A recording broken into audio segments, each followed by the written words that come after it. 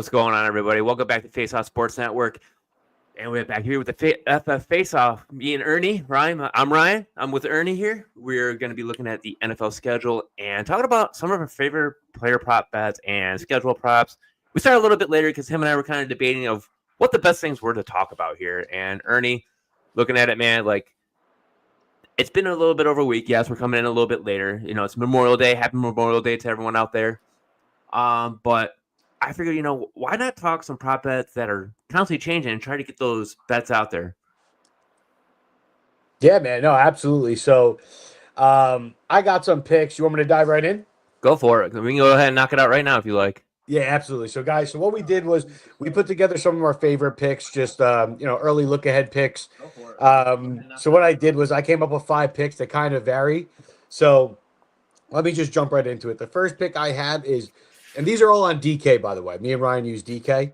So just so when you're looking for it, you can find it easier. So we have number one, I got New England Patriots to make the playoffs plus 120. I am a big Patriots fan this year. I love Mike Vrabel. I love me some Drake May. Vrabel came right in there day one and did exactly what I thought he was going to do. He built the trenches. 2 of his picks in the first 3 rounds went to the trenches. He drafted Travion Henderson. So, the culture is changing there. They're going to come out. They're going to play some smash mouth football. I do see the Dolphins regressing. I'm not scared of the Jets. I think the Patriots are going to surprise people this year. Don't be surprised when they sneak into the playoffs. My second pick is, again, I'm a Giants fan, so this is why I have so much conviction in this pick. Giants under 5.5 wins, and that is minus 330 on DraftKings. The Patriots to make the playoffs is plus 120, if I didn't say that. I'm sorry. But yeah, back to the Giants. So I had them under 5.5 wins. There's a lot of steam on the Giants right now. I don't know why. I did like their first round picks. I like Scatterbo. The reality is that this is still a horrible roster. I don't think Russell Wilson is that much of an upgrade to Daniel Jones. There's still a ton of holes. Their offensive line really relies on Andrew Thomas being healthy, which we don't know yet. His foot, man, dude, when he's playing, he's a top 5 left tackle in the league. So, we know how valuable Andrew Thomas is. He's pretty much the reason why they made the playoffs in 2022, right? But if he goes down, if his foot, sputters out again, then the Giants are going to be in some trouble. And they also play in the best division in football. They're also the NFC. Their schedule is crazy. They play the AFC West. So I think they are an easy 5.5 wins. I actually saw 80% of the money is on the over. I would stay away. I'm going to take the 5.5 under. I think they'll be picking their the new regime will be picking their quarterback of the future next year because they have no obligation to Jackson Dart.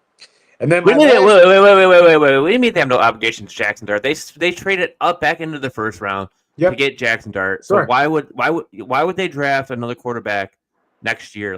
That to me, it doesn't make sense. Finally, we have a debate going on here. Last time you and I did a show together, you and I agreed too much, and it pissed me off. This time, I'm pissed because I like Jackson Dart. No, so do I.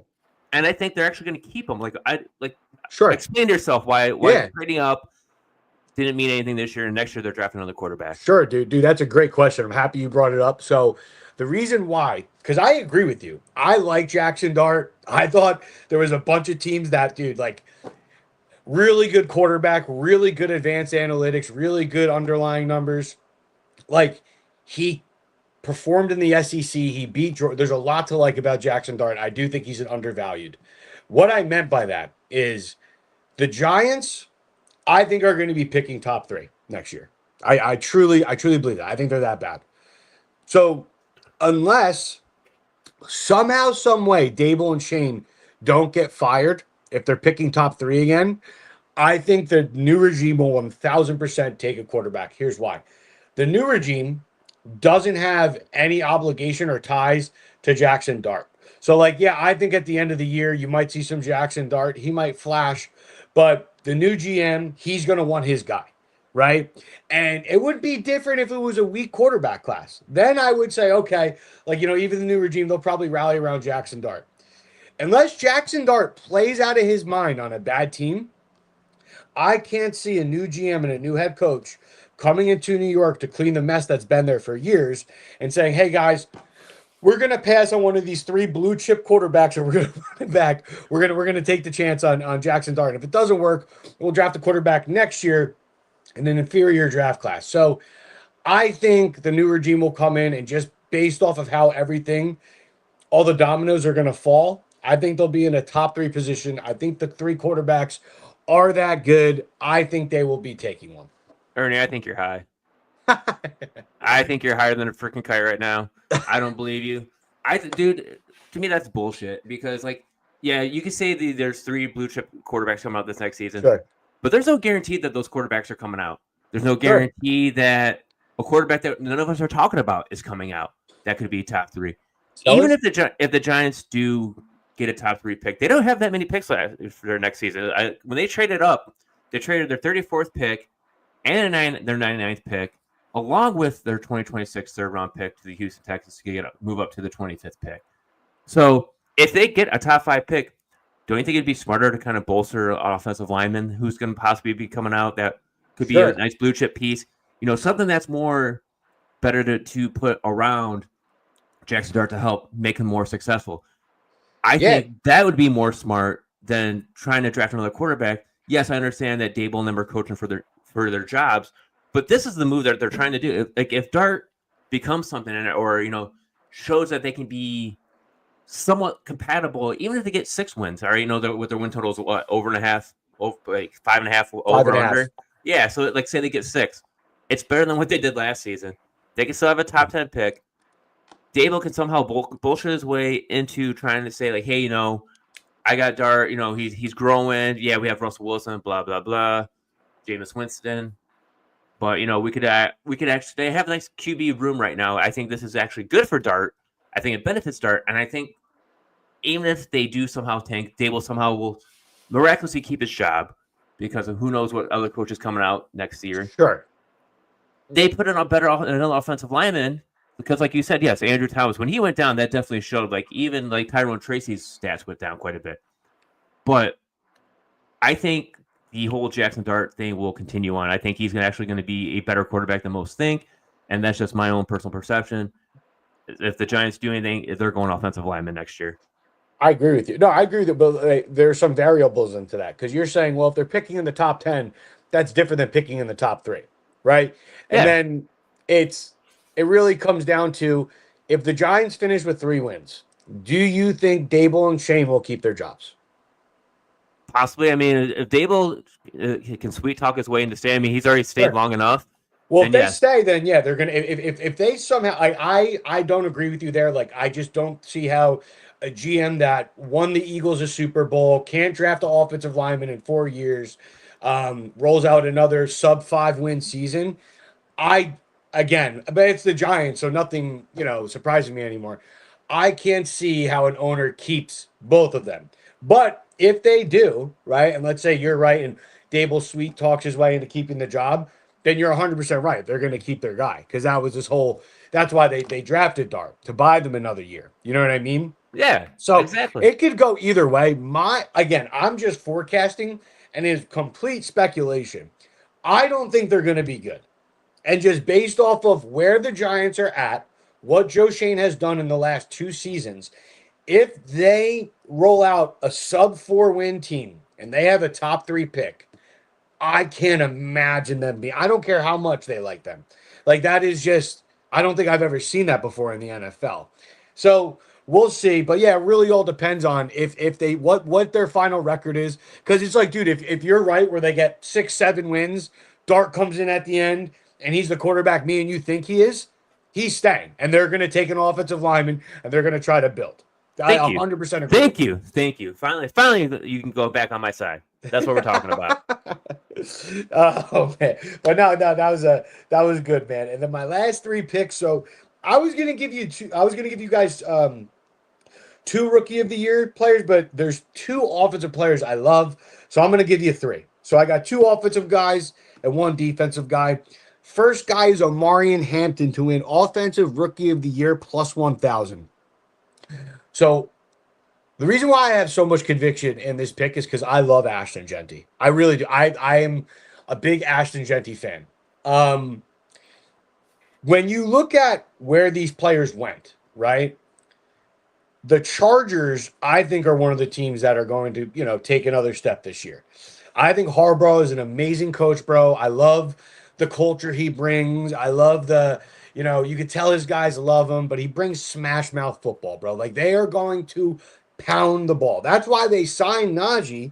There's a 1-year, $10 million contract before the draft, and they even drafted Hampton because they want to have assurance policy in place that they can run the ball 30 times a game no matter who's there. And they know they can't do that with Dobbins and Edwards. And that was impressive what the Chargers did last year with those two guys.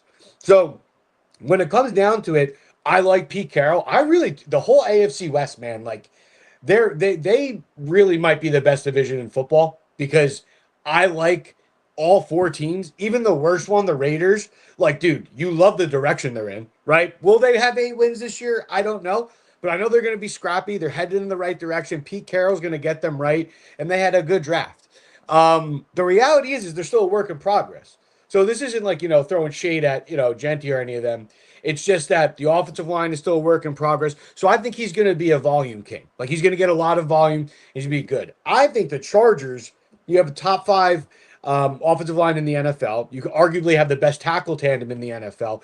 And you have a coach that wants to pound the ball, and he just spent a first-round pick on a running back that's basically Nick Chubb 2.0. So I think Hampton's in a spot to take off. If he gets that full workload, or it's like kind of like, a 50-50 split in his first 4 weeks, and then Hampton just because we know who Najee is. I like Najee Harris, but like he's a good player to have on your team. He's a good He's my depth biggest guy. avoid this year. He's my biggest avoid this year right now in fantasy. A lot of people like me and Steve talk about this a lot, and I get the Najee logic where it's like he might come in and be the guy to start, and I get that. I just don't think it's that. I think if anything, it's a 50-50 split or, more Hampton's job than Najee. And I just think over time, like Hampton has the pedigree, Hampton has the RAS score. He's going to run away with that job. Like the Chargers are going to have a lot of running lanes this year. So there's a lot to like on Hampton. I like the odds. I think Genti's is way higher. So I think the value here is really good. My second pick, this is on the defensive side of the ball. I'm going to go with Mike Green, Defensive Rookie of the Year. Now, Mike Green is an interesting story. So that defensive end from Marshall, he had like 18 sacks, but he played what's their division called again? I'm drawing a blank. The MAC? Yes, the MAC. Yeah. So there was a little people were scouting, what was it? Scouted helmet scouting. Yes, where they're kind of dismissing the talent because of where he went to school. But the Senior Bowl kind of, silenced all that because he showed out. And there was an off the field issue, right? That's why he fell. Yes, that's exactly why he fell. So this kid is probably a top 20 pick if he doesn't have the off the field issues, maybe even a top 15. He's an edge rusher. He was like that. He was actually that. Like when people started doing the NFL mock drafts, he was going top 15. And then he was going the end of the first. And then he started falling into the second. And I'm like, what is going on with this guy? And that's all the off the field issues. And that's one reason why I think he actually fell. Yes. No, that's why I love him here, man. Like, I completely agree with you. If like I'm taking a gamble on like you're not. He went to a team that no one wanted him to go to because what team has a solid defense year in year out? It seems like the Ravens. Yep. And the Ravens getting him. It's like I'm like motherfucker. You know what? Like this sucks. I did not want him going there. I actually wanted him to follow the Lions. The Lions could have taken him, but instead they passed on him. Went another direction, but I can't knock the Lions for what they're doing because they're just doing. NFL GMs have a better idea of what they're doing than what we think we know they're doing. Yes. So I'll give the benefit of the doubt to all these teams making these picks. Could they be bad picks? Yes. Are people going to victory lap? Yes. Am I going to victory lap over it? No, but I'd be like, see, I was kind of right. But, right. Anytime we're right, we run around with it. But anytime we're wrong, we don't say anything. We just kind of like move on to the next topic. Like, I didn't say that. Right. Yeah. No. Of course, people are always going to, show you the receipts when they're right, but then when they're wrong or, they're never going to be like, oh man, I was wrong. You were right. Good call. Just not the world. If I'm wrong, go ahead and tell me I'm wrong. Because guess what? I'll probably be more wrong than I am right. But when I'm right, I'm a victory lap it. When I'm wrong, good luck trying to find me. Just kidding. I won't be that way. No, like I'll stand out, dude. I'll take it. I'll take the hits. Give me the hits. Yeah, just tip your cap, man. I'm with you, dude. But it's funny, dude. Like, I agree with you on the Ravens because it's like you see their draft, and then it's like it's funny because people wonder why good teams stay good because they do things like this. And now with Mike Green, man, if it's just off the field issues, and the Ravens felt comfortable enough taking him around too, which tells me that the off field issues aren't that big of a deal. I think this kid's going to rack up a ton of sacks this year. I think he's going to come in day one. I think they're going to, utilize him heavily. I really like the value here. It's plus 1,200. And both of these dropped. Hampton opened up at 1,400. Green opened up at 1,600, right? Green's down to plus 1,200. I just think, man, when you have an edge rusher, they win the Defensive Rookie of the Year award more often than like a nose tackle because there was a lot of good nose tackles that I liked this class. So I was originally, leaning that way. But I loved what was it, Walter Nolan from the Ole Miss that went to Ah, Arizona. yes. But at the end of the day, man, if Green, is the top 15 pick we think he is, and he showed it at the Senior Bowl, like he had some reps versus Josh Connerly, dude. He like sunned him on one rep, like he literally threw Connerly to the ground. So like that bull rush, pass rusher mentality that he has is legit. I think he has a really good chance of winning Defensive Rookie of the Year just based off of talent, situation, and how much they're going to use him. All right, Ernie. I'm going to go back to regular season wins because he said good teams stay good. Yeah.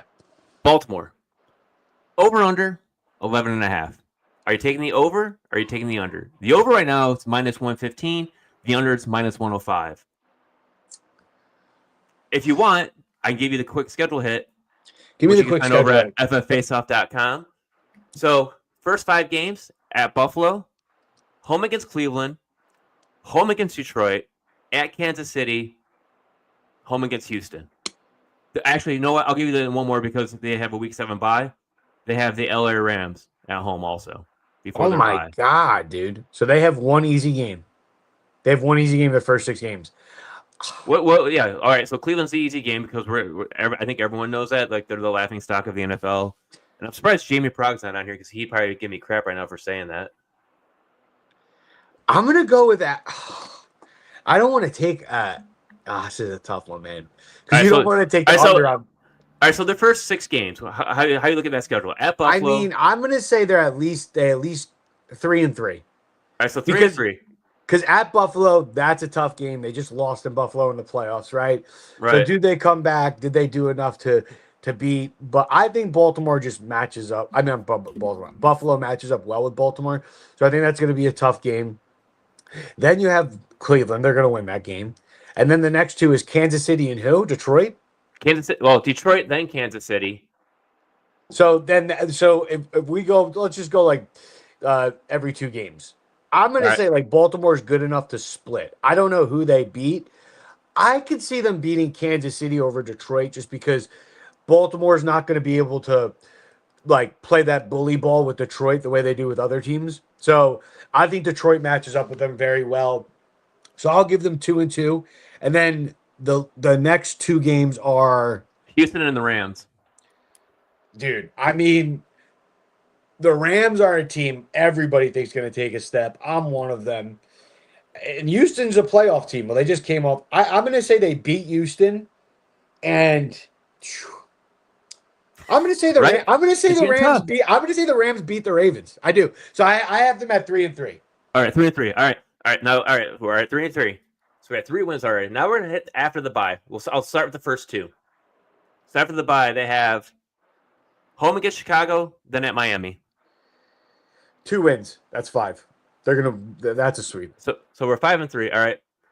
All right. At Minnesota, at Cleveland. That Minnesota is going to be a tough game. Baltimore's a better team. But that's going to be a tough game. Says who? They have J.J. McCarthy as quarterback. We have no proof that J.J. McCarthy is a good quarterback. No, for sure. Outside of what we saw at Michigan. I agree with you. I'm not a J.J. McCarthy guy, but I am a Kevin O'Connell fan. I love what the Vikings did this offseason. Like, they signed Kelly as their center. They drafted a lineman in the first round. Like, dude, they made a Boom. wall Boom. I am around with you on McCarthy. this one. I'm actually a JJ McCarthy truther. I actually think JJ McCarthy is actually going to be a good quarterback this year, starting this year, because he showed some traits last season. And just like you said, we have O'Connell there running the offense. We know what he's capable of. This gives JJ McCarthy plenty of time to actually learn from a veteran presence of Sam Darnold last season. So, he wasn't able to play. He was injured, but he was able to sit there and watch. You have Justin Jefferson, Jordan Addison, TJ Hawkinson, Aaron Jones, Jordan Mason now also as a running back. So, you get a very good running back tandem that you can actually play in there. Yes. And like you just said, too, a solid offense. The defense is a little trickly. It's still kind of questionable, but I agree with you on that one. That one could be a tough one. So, Let's give them. I'm gonna give the. Is it at Minnesota? it is at Minnesota. So yeah, you'll be in swole country. I'm gonna spicy. I'm gonna take the sharp play. I think because again, I think the Vikings offense is in a position where they can, they're going to make any quarterback successful. Like JJ McCarthy would have to literally be terrible to not just produce decent numbers in this offense that Kevin McConnell has beautifully built him. So I'm going to give JJ the benefit of the doubt. I think he plays some good ball this year. If JJ playing good ball this year, Minnesota's going to be better than people think. I'm going to say Baltimore loses that game. So we're at 5-4. We're at 5-4. And then they're going to win that next game. Who is it versus? Cleveland. Miami? Oh, Cleveland. Yeah, they're going to smoke. They'll sweep Cleveland this year. So without a doubt. Yeah, Cleveland and the Jets are next two. Yeah, so those are 2 wins. So now they're at what? 7-4? And then following that, you have Cincinnati, Pittsburgh. Cincinnati, dude, that's a tough one because their offense is so solid. And it's at home against Cincinnati. So I don't think Cincinnati does very well in Baltimore overall. I'd actually give that one to Baltimore, personally. You said it's in Cincinnati? It's in Baltimore. Oh, if it's in Baltimore, I'm going to take that. Dude, because I don't know what the Steelers are doing. And usually they do play the Ravens at least a tough one game, even with the inferior roster. But I agree with you. I think they beat Cincinnati because, I'm a Bengal guy. I took them last year to win the North. Mm-hmm. So I get the upside. I get the hype. I get the offense. It's all very real. Yeah, Baltimore is so good, man. Yeah, I'm gonna take Baltimore in Baltimore. I like that. And then is it it's at Pittsburgh? The next game is at Cincinnati. So they're at home against Cincinnati, at home against Pittsburgh, then at Cincinnati. Okay, so I'm gonna say they beat Cincinnati, they beat Pittsburgh because they're both at home, and then they're going to lose to Cincinnati on the road. So we're at 9-5, and then the final 3 games. New England at home, and then at Green Bay, and it's going to be cold up there, and then it's at Pittsburgh to seal the deal. Do they actually go 1-2 to end the season, you think? Well, I would have to imagine the Packers and Patriots game is going to be a lot tougher than people think. And you said New England's at Baltimore? Yes.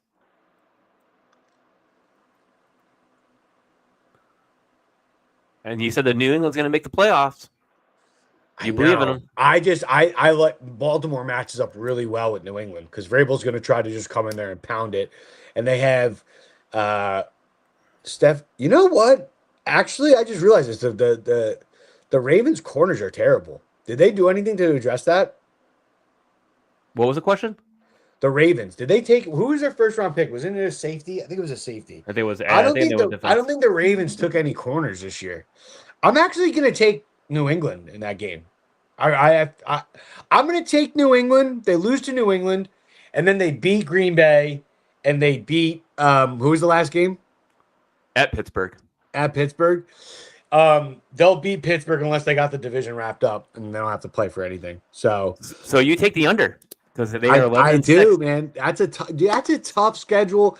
12 wins in the NFL is a lot, man. There's a lot of good teams this year, dude. Again, they could easily fall on that, 12 to 13 size if they win some of those tough games. But I think it's going to be right on the nose, man. I think they'll be right around 11 or 12 wins the way that schedule is set up. No, you actually have them. Yeah. Dude, some of these odds are actually pretty good compared to. I was trying to find like last season's odds because I remember looking at a couple of those and I was like, oh man, that's pretty sweet. Looking at some of the last season's odds. Yeah, like a lot of. I found it. Never mind. I had a page already pulled up. Like last season, a lot of the over unders, like Kansas City. Yeah, went 15-2. Their over under was at 11.5. And we're gonna jump over into mine real quick and say, looking at the odds, I don't see the Kansas City Chiefs repeating 11.5. I'm taking the under at 11.5 on that. I think that's a really good pick, dude, because I love the Chargers and the Broncos this year. Like, I could see both. I definitely one of them is going to emerge. Super Bowl hangover. Super Bowl hangover is is one reason why I'm also taking the Kansas City Chiefs as the under. Another reason is they have the 11th hardest schedule. Yeah, dude, I was just going to say to piggyback off that, they don't have one easy divisional game. Not one. No. Even the Raiders are going to be a tough game. I don't think the Raiders would be that tough of a game. I mean, the Raiders still have an offensive line. They beat them last year with O'Connell. They beat them last year in Kansas City with Aiden O'Connell and Sincere McCormick. I just think, like, always divisional games are going to be played tough. It's just weird. Like that's why it's every week you'll see a team that shouldn't beat a team they have no business beating, and it's always like 80% of the time it's a divisional game. I just think with Pete Carroll, Genty, Gino, they drafted Beck, right? They drafted some other receivers too. They're going to be scrappy, man. So it's like I wouldn't be surprised if Kansas City split with them. I'm not saying that they're going to, lose both games to the Raiders, but if the Raiders stole one, I would not be shocked. And I do think, the Broncos and the Chargers played Kansas City, to the wire last year. So it's just like these teams got a lot better. They have two really good coaches. Like, yeah, Kansas City's, their days are numbered, man. I'm with you. I think that's a great pick. I like the under there. I mean, a lot of people are gonna say, they have a hard beginning right off the bat because at Chargers, which I already talked about how much we like the Chargers. At home against Philadelphia, the tush push didn't get banned, so that one's great. Against the New York Giants at home, at the Giants, so that's their first win. That's their first win. Then at least if they don't beat the Chargers, then at home against Baltimore. I mean, dude, they could easily be 1-3. I see a falter where like if they don't make the playoffs, I wouldn't be surprised. And that's not like trying to be like, hey, do this because I say it, but I don't think I actually think they can actually falter. I think they can actually be a 9-10 win team at best. Like I think they're going to have a tough time this season. I mean, you lose your offensive lineman. Okay, yeah, you draft. You signed a couple. Forget who they signed. They drafted Josh. They drafted the tackle from Ohio State, Simmons. Yeah, but he had a torn ACL, and he could also be the best one that if everything projects. Sure, but what if he's not? I mean, there was a time where they took Fisher, who was a guy out of Central Michigan, number 1 overall, and he bombed. So it doesn't matter to me. Like I look at their schedule. And I mean, yes, I like the Chiefs also. I'm because my son likes them, so I like to keep an eye on them. But I see they actually struggle this year. I mean, they have a tough schedule all the way through the bye, all the way into the bye. You have the Chargers, the Eagles, the Giants, which is easy, the Ravens, the Jaguars, the Lions, the Raiders, the Commanders at Buffalo, and then it's bye. So that's insane. It's a hell of a season to go into. And they come right off the bye, then you're in Denver. So good luck. I completely see your vision here, man. I get the logic. I am in complete agreement just because based off of how much I like the AFC West. Like the reason why I'm like, I think this is a grand slam pick is because I think people are not realizing how good the Chargers Broncos are going to be and how much better the Raiders are going to be. Even if that's 8-8, they'll still be a pain in the ass. So yeah, man. No, I'm completely behind you here, man. I think the Chiefs are going to have a tough time this year. Not that they're not going to be a playoff team, like they could still easily, and they will. They'll make the playoffs, right? Hmm. At least as a wild card.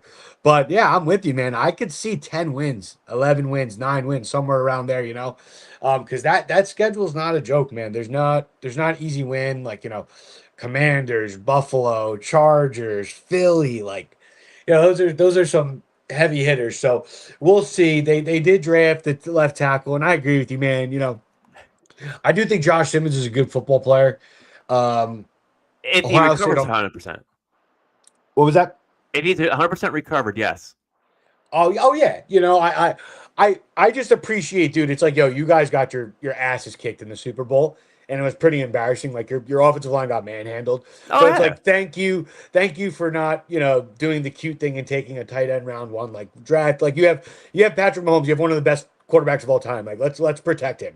He'll make the fifth round tight end like respectable. So yeah, no, I appreciate what the Chiefs are doing. I still think they'll be solid. They're good. I'm just with you, man, where it's like I think there's going to be some regression because of the evolving teams within their own division, and that plus the schedule. Yeah, man, I'm taking the 11.5 under. All right, Ernie, we got a fantasy football question coming in right now. Here we go. From Mr. Magic says, hey guys, which running backs in the same range as Kamara would you draft over him in a full PPR redraft league? So what I did is I went to Fantasy Pros to see where they have rankings as of right now. Thank you, my friend. So tier 3 is where they have Alvin Kamara at RB14 as of right now. So tier 3 list is Josh Jacobs. These are players ahead of him.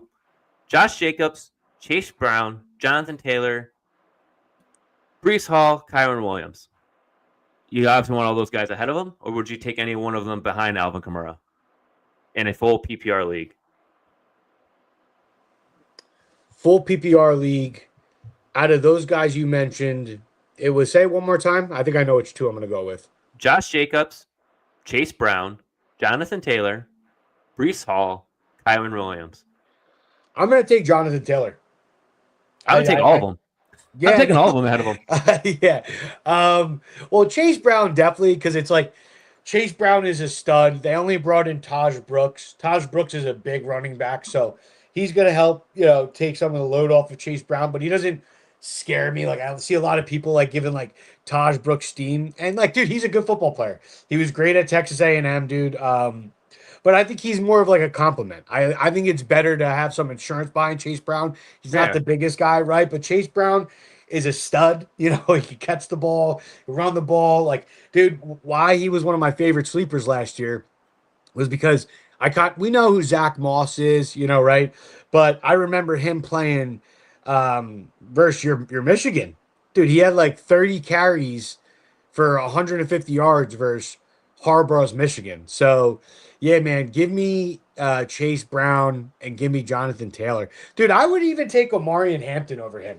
I really would. There we go. I don't think the Saints are now we're getting behind it. Now we're behind. These are players actually behind Kamara now. So, yes. Oh, yeah, dude, can we Omari do and that? Hampton. Because I was just trying to respect the list. But if you want, dude, I give me Hampton. was just trying to respect. I was just doing a respect the list of saying, would you still take these players over Kamara, or would you take any of them behind Kamara? All right. So going behind Kamara, first one, James Cook. I still really have James Cook. I don't think the touchdown upside's there, but as an RB2, if I can get him as an RB2 only, I will take that. I'm taking him over Alvin Kamara just because I think we both are in the Saints are going to be horrible. Yeah, they're going to be a shit show this year. So I think Kamara finishing at RB14. I think is going to be his absolute ceiling. But I don't see him finishing anywhere near that. He has to catch a million balls, dude. All right. After that, Kenneth Walker. I am smashing Kenneth Walker. That is the easiest pick I'll ever make in my life. Agreed. All right, Joe Mixon. After a big season, does Joe Mixon still stay above or below? I'm taking Mixon just because I hate the Saints. And I love Alvin Kamara, bro. One of my favorite sleepers of all time. Dude, he's like 30 years old, 31. You're on the worst team in the NFL. I'm staying away, personally. And I would sell him if I had him in Dynasty if I can. Chuba Hubbard. Chuba. James Conner.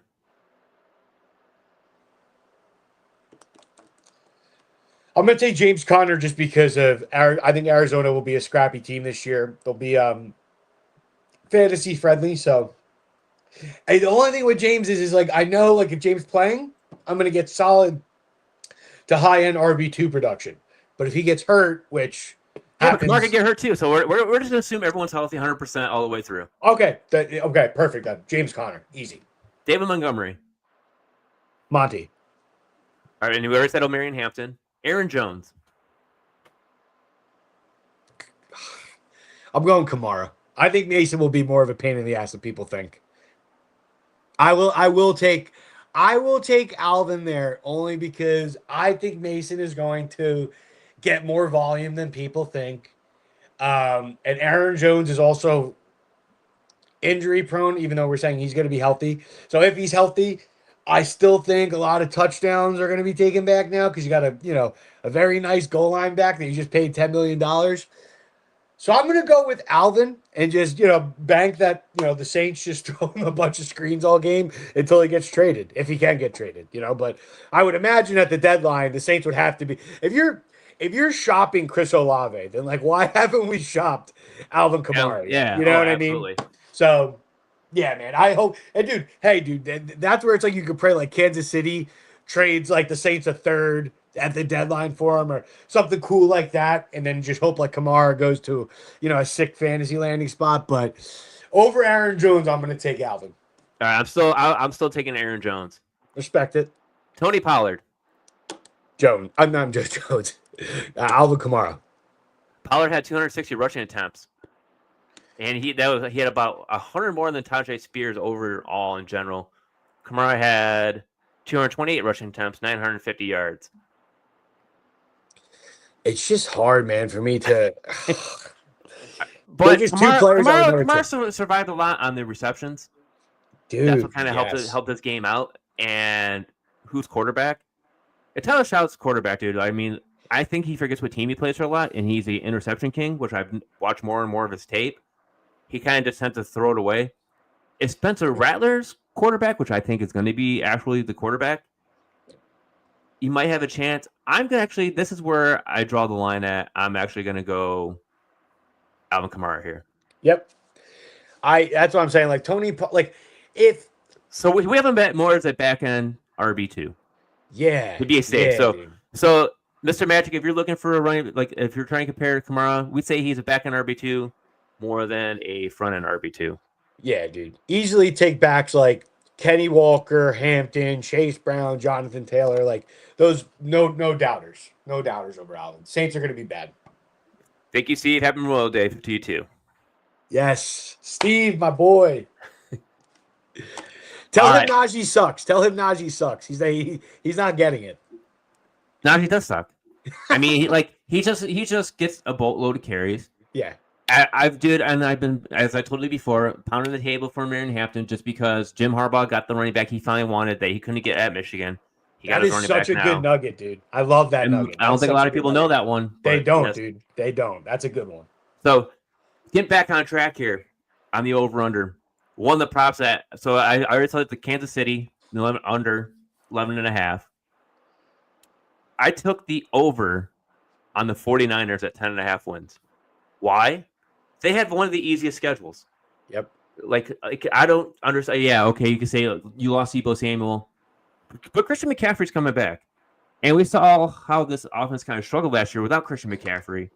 And then when McCaffrey did come back for that Buffalo game, before he got re-injured, he actually looked like good Christian McCaffrey. Then that team was actually moving; it was flowing. Now it's like 10.5 wins. It's like I don't see it. At Seattle, I'm not a Sam Darnold believer. I think Sam Darnold was more of a O'Connell type of play, and it took him 7 years to become into the NFL finally. So that's it. I see that as a win. At New Orleans, San Francisco is going to win that one. At home against Arizona, it's going to be a tough one. But I can see them possibly pulling that one out. Against Jacksonville, pulling that one out. Against the Rams, close, but I say they lose at the Rams. I know we've been talking about the Rams. So as of right now, they're 4-1. At Tampa Bay, could be tough. It's always tough there in Tampa Bay for them. But I'll give them a win that's 6-1 against Atlanta. Atlanta, I think, is going to surprise people this year. And I'll give Atlanta the actual win on this one. So 1, 2, 3, 4, 5, 6, 7. So we're at 5-2 at Houston. Oh, that's a tough one to win. 5-3. So yeah, they're 5-3. Against the Giants, I think they pulled that one out. 6. Against the with that Rams at home, I say they pulled that one out. At Arizona, they always seem to split. I say they lose that one. Against Carolina, win. Against Cleveland, win. Tennessee, win. Indianapolis, win. Chicago, I'll give them a loss there. Seattle, win. I mean, dude, I love that pick. I do think the Niners are a team that everybody's sleeping on. I think they take a step. I think your forecast is pretty good. I love that pick. I could So easily see, as much as I like the Rams, I could see the Niners winning that division. Like, yeah, I think the Niners are right up the Rams' butt. I really do. I could see. I mean, like, yeah, I could sit and look at the schedule over and over again. I could see 3 to 4 losses just for them, just based on that schedule alone. Because I could see a lot of close games going one way or the other. Yes. But I think they're actually going to be better off. You know, we got Ricky Pearsall coming in second year. You got Juwan Jennings stepping up as the wide receiver 1 there. A full healthy Christian McCaffrey. Isaac Randall can still be there to relieve him. George Kittle getting an extension. You know, Brock Purdy getting his extension. So we at least have good years of the 49ers coming in here, especially this year. The season looks very good for them. But then another one, Ernie. As we've been talking about the LA Rams, one of the player props I loved a lot. Matthew Stafford over 4,000 yards. Am I too crazy to think of that, or is that a smart one to look at right now based on what we see with Matthew Stafford? Let me see real quick. If I'm looking at Matthew Stafford right now, let's just say, what do you have last season? Last season, he had 3,762 passing yards, 20 passing touchdowns, 8 interceptions. You had a declining Cooper Kupp, who is basically getting 15-plus targets. Oh, that's why I needed to answer anything and froze. We'll get him back in here, guys, in a minute. But looking at that, you had a Matthew Stafford with the declining Cooper Kupp. You're trying to rely on Puka Nacua. You had a lot of injuries last season, too, between the wide receivers where you didn't have the status of having them on quick enough. Welcome back, Ernie.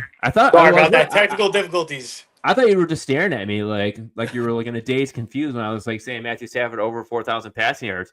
But I was just stating to everyone here that, you know, you had a declining Cooper Kupp last season. Mm-hmm. Puka Nacua had a couple of injuries. So the injuries didn't really help out. Yeah, you had Tyler Higbee, who basically missed majority of the season. And you didn't have the weapons that Stafford should have had most of the season. And he still put up almost 3,800 passing yards. So to ask for a little over 200 more yards with the additions of Davante Adams, you get a healthy Puka Nacua. You have a solid core of running backs with Kyron Williams, Blake Corum, and now everyone's favorite rookie sleeper, Jacquez Hunter. Yeah, because they had to air that. Now they're airing out my sleepers. Like, they had to show that clip of McVay saying, "Oh, this is my favorite guy." Like, dude, shut up, man. You know, Dom Kleiman is killing me. But yeah, no, I'm with you. Yeah, it gives, and I like this one to pick a lot because Davante Adams gives the Matt Stafford the X receiver he's been looking for. Remember how great the X receiver was in Detroit for Matt Stafford? Yep. Who was it? Megatron? Yeah, Calvin Johnson. I mean, Davante Adams is no Calvin Johnson. Don't get me wrong on that. Like, he was a hell of a freaking big body wide receiver with a tight end build. But Davante Adams, you know, I still think he has the capability to outperform his ADP, which as of right now, I think is, let me see real quick. I want to say he's like back end wide receiver. Wide receiver 18. Wide receiver 18. So he's still a wide receiver 2. I think he can jump that easily in a full PPR.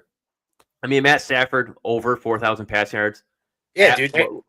Plus 155 odds. I'm smashing that all day long. Oh, wow. It's plus 155? Yeah. Plus money on that? Yeah, plus money on that. So it just seems like easy money. I mean, I'm with you too, dude, because they even added, like you said, Tyler Higbee's back now, and you saw when he came back, those 3 games that he strung together at the end of the year, including the postseason, they were solid. Like, he was really factored in. He was producing. He looked good, and they just drafted Terrence Ferguson. So, like, they have a body at tight end this year, no matter what. Even if you get Higbee healthy or Ferguson steps up and he's the player that McVay's hyping him up to be, right? Right. So, I'm with you, dude. I love that play. I mean, I'm in on the Rams this year. I think it almost feels like it's too easy. Like, you're giving me plus money to take this, but I just don't see how with McVay calling the plays, Les Snead as your GM, building your roster, Devontae Adams, Puka Nakua, Tyler Higbee, Terrence Mm-hmm. Ferguson. Like, I'm with you, dude. I think they take off. I think even if one of them gets hurt, I still think he can throw for 4,000 this year, because the Rams are going to be in a lot of, shootouts. They're just, that's the team, that's the way their team's built. So I think there's going to be a lot of high scoring games this year, and you're going to see, Stafford really, really inflate those stats. Yeah, and as of right now, they have the over under for the Chargers at 9.5, over 9.5 at minus 145, over 11.5 plus 225. So they're looking at 10 wins. We'll just say to be on the safe. So 10-7 is not a bad deal. They still have the opportunity to actually make the playoffs. Yeah, they'll be stuck behind the 49ers. So Mm-hmm. if the 49ers stay true, so I like that. That's why I like him trying to keep up because the defense is kind of struggling still. Yes, there's talks of Jalen Ramsey possibly being traded there, back to there again. But until it happens, I'm not going to jump to conclusions. But definitely love that schedule a lot. And then another player prop, which a lot of people are going to hate me on this one because it's a true factor, and that's the Saquon Barkley under 1,500.5 rushing yards. Yeah, it's at minus 110, no big deal. There's the over under wasn't even like set at anything, but let's remember the curse of 370 plus Madden cover. Usually, when players like this have these kind of numbers, they don't repeat as everyone year in year out. I mean, like last season, like look at Christian McCaffrey. Everyone was saying don't still take him as the number one overall pick because of what he can do. Like he has that much upside. Okay, well as of right now, you can say the same thing about Saquon Barkley. There's no injury right now. Everything's still looking good. The offensive line's still very good. Jalen Hurts is still there. AJ Brown, you still have plenty of offensive weapons around there. But what's saying Saquon Barkley is going to repeat that 1,500-yard performance? I just don't see it. Plus, he had, in addition to his 378 touches, he had 104 in the playoffs. So bringing his total to 482, which is number 10 all time in a single season, those are quite a bit of red flags, if you ask me. No, yeah, dude. I see the vision. I get your logic. Normally, I would agree with you. Just here, it's like so. Again, I'm a Giants fan, so I've watched Saquon for years. I always thought the injury prone claim was a little like taken out of proportion. Like outside of the ACL, the other injuries are more of like bad luck. Like one time, like he rolled his ankle in a game and like he missed some games and stuff. So like Christian McCaffrey, I feel like is more like ligaments and muscle issues. So it's like he actually, warrants the injury prone label. The thing Mm. with Saquon is, man, is it's like he kind of reminds me of like Derrick Henry. Like these guys are just built different. Like I appreciate the analytics and I agree with them. I just think there are the exception, and I think Saquon Barkley and Derrick Henry is exception to any running back. Analytics that you could throw at me, including age and all those factors. So listen, the Eagles have the best offensive line in the NFL. They even they spent like 3 picks on day 3 on the offensive line. So they're always building and solidifying that position. You have Saquon Barkley, who's one of the best running backs of all time. He just showed us that he's the best running back in the NFL last year. He's only 28. It's not like he's 30. The You're past the fact age that, eight, you're past the age apex though now. huh? You're past the age apex now, where he should start be declining now, right? That's my whole point. What I'm trying to make about Henry and Barkley is like where I agree with the analytics. If we're talking about Devin Singletary, like I don't like when I look at Saquon and Derrick Henry. Just I come to a conclusion that okay, these guys are built different than the average human being, and it's like that's why I see your vision and I understand your logic. I just think Saquon is the best running back in the NFL. I do think he has a year or two left of elite production. And unless he does get hurt or the Madden curse strikes him, I'm afraid of him running behind that line, man, because he can take it to the house any minute, you know. So I think I'm the opposite of you there, only because if he doesn't get hurt, I think he's going to smash that. I really do, unless you know. Again, the Eagles over under is at like 11 and a half. So Hmm. it's not like they're going to be on cruise control at the end of the year. So we'll see, but I'm going to disagree with you there, Ryan. Finally, you can disagree with me. I like this. I like where this is going. This is great. Disagree with me all you want. I'm cool with that because you can take the over and you still bet the same amount I did. You still the same odds, so Yeah. it's nothing wrong with that. Nothing wrong with that at all. All right, and then my last one, and this is one player I actually love a lot this season, and that's Drake London. Over 1,050.5 receiving yards on this for the season.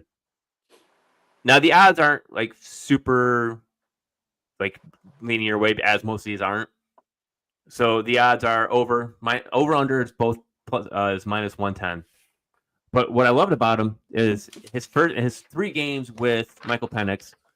It was if you extrapolate it, and this is what sounds funny because it's more of like the playing the Madden game. Right. You know, if you played regular season Madden on easy mode, this is what his game would look like with just Michael Penix over those 3 games. You extrapolate it over 17 weeks. 221 targets, 124 receptions, 1,994 receiving yards. In what world are you ever going to see 221 receptions?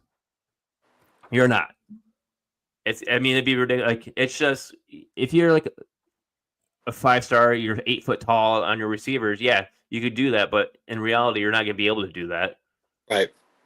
But also at the same time, looking at it, Drake London was actually third in targets for last season. Ahead of him was just Jamar Chase and Malik Neighbors. Chase had 175 targets. Malik Neighbors had 170. Drake London, 158 total. Finished with 1,271 yards on 100 receptions. Now, if we're having Michael Penix there, and you and I debated about Michael Penix, you were saying, he's got that bad knee. I agree he has a bad knee. But as of right now, they still have Kirk Cousins back there also. So Kirk Cousins would still feed him either way. The scene that's over 1,050 yards just seems like a cheap thing. They should have made it more like 1,200, maybe 1,300 yards and make it more appealing because I see him going well over 1,300 yards just because he is the wide receiver 1. And plus, what number is Michael Penix? If you don't know, I can tell you right now, you're going to laugh about it. Sure. Number 9. What number is Drake May? Or not Drake Number May. 8. Drake London. Holy crap. I'm sorry. Number 8.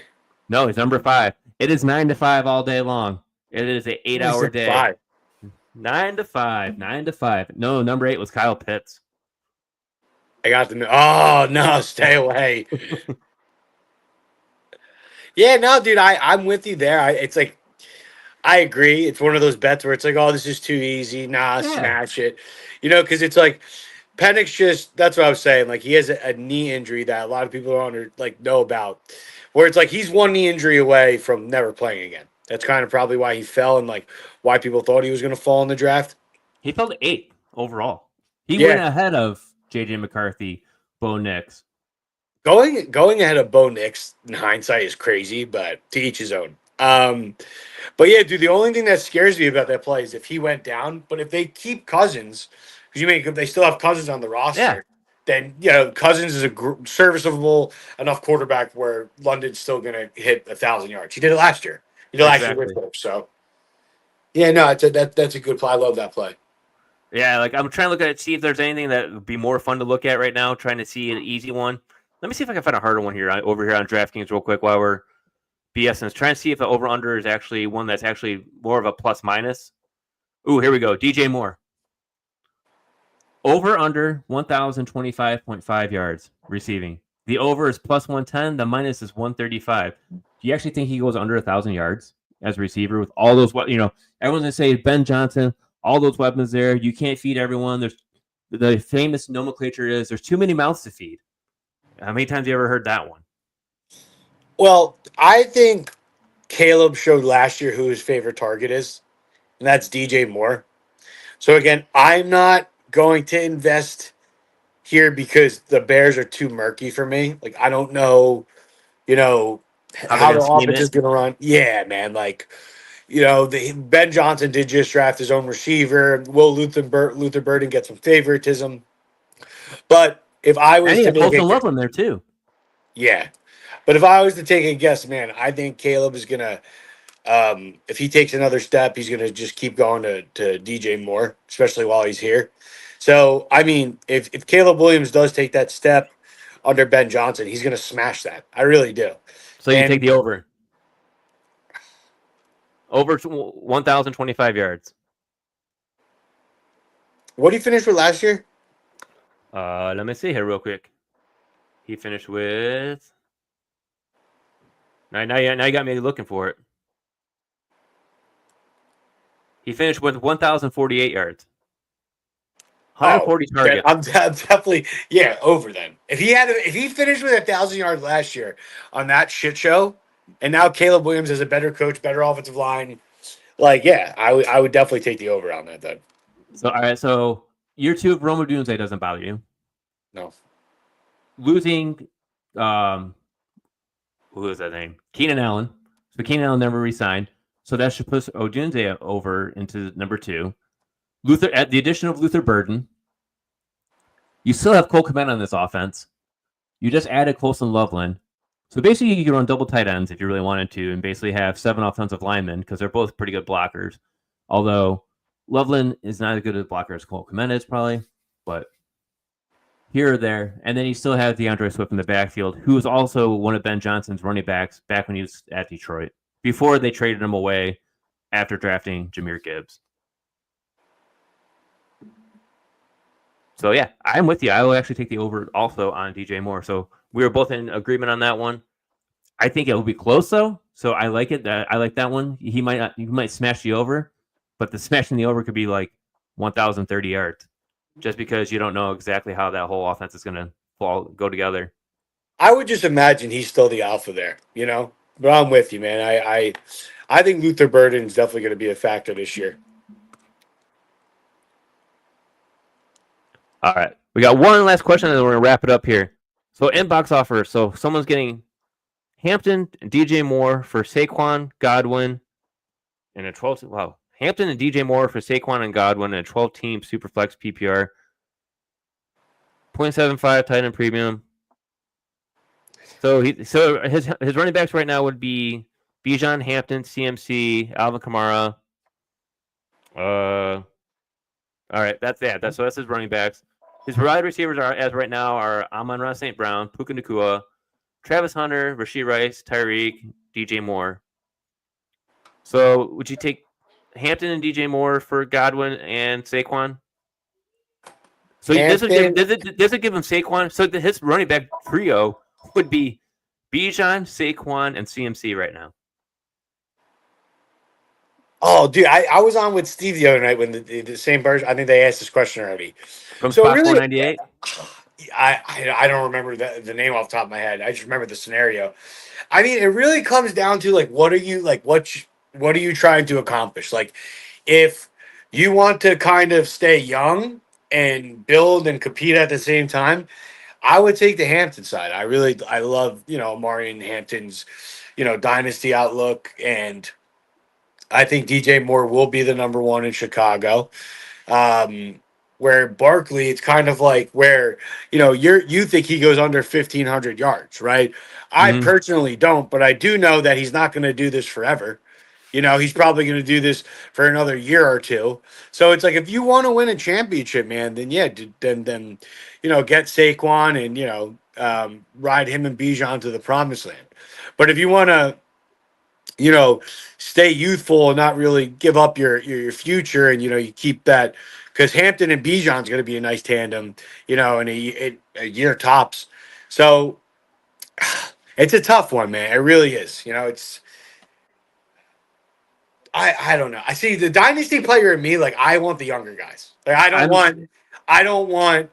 Like, I get it. It's Barkley. I understand what he just did. I just even disagree with you, and I'm going under 1,500 yards, but if Hampton gives me solid production this year, plus his future outlook, and I'm getting 1,000-yard receiver and DJ Moore, like Chris Godwin's coming off an injury. Like Chris Godwin's good, but it's like the wrenches is where it's like you guys got to look at the age next to the production because these guys are eventually going to fall off. So, it's a matter of if, like, not when. It's a matter of when, not if. So, oh, I'm gonna, you know what? I'm gonna take Hampton and DJ Moore. That's the side I'm gonna say.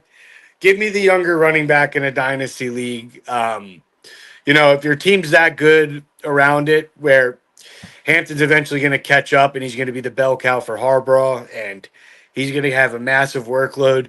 If you make that trade and Barkley gets hurt, kind of like you think will happen, Ryan, how much would you hate yourself? I'm gonna hate myself quite a bit. So that's and I feel like I lost out on a future, like you said, next year. Like I love like Bijan and CMC as right now. I feel like are kick-ass running backs. Going for this year, kick-ass running backs. Adding Saquon, you're flexing them. Now you're getting overexposure on your running backs when your running backs are currently fine. You keep Hampton. Hampton might not produce this year. He might be more of a second half running back, but you're looking more into 2026 because Najee Harris only has a 1-year contract. Yes. So, and then DJ Moore is healthy. Right now he's healthy. Chris Godwin's still coming back up from an injury. Yes, Chris Godwin was killing it last season. He was a top 5 wide receiver before he went down. But when he went down, you lost him for the season. So you're basically trying to trade a potential good rookie who I think is going to be solid for years to come. DJ Moore, who I think is still going to be really good, even with Caleb Williams. For Saquon Barkley, who I think is definitely going to take a step back. And Godwin for God knows what. We don't know if he's going to be able to produce what he was doing last season. So you're basically trading for names over production. And I want the future of Hampton to stay there with me over Saquon and keep DJ Moore over Godwin all day, every day. Yes, because they drafted Ibuka, so that's probably like Godwin replacement. I would imagine like Mike Evans. That's your Mike Evans replacement. You think Mike? I got Ibuka pegged more as a slot guy. Like he runs a lot of those the same routes Chris Godwin does. So I don't know. I do think Godwin. What was it? What contract did they just give him? Didn't they just give him a contract? It was they gave him a 3 years. 3 year. 3 year. Glorified. Is it a glorified 2-year contract? One of those. I think I'd have to look into it more, but I know it's 3 years. I think it was $66 million. And it has two-thirds of the money guaranteed at signing. So, yeah, it's pretty heavy. And he's 29 years old. So, basically, you're getting him to age 32 season, and then you throw him away, and then... Well, if you... So, you have Mike Evans still. They just drafted a stud from Ohio State. Chris Godwin is 29 years old, coming off an injury. DJ Moore is attached to a young quarterback in a potentially blossoming offense, and he's younger, not coming off an injury.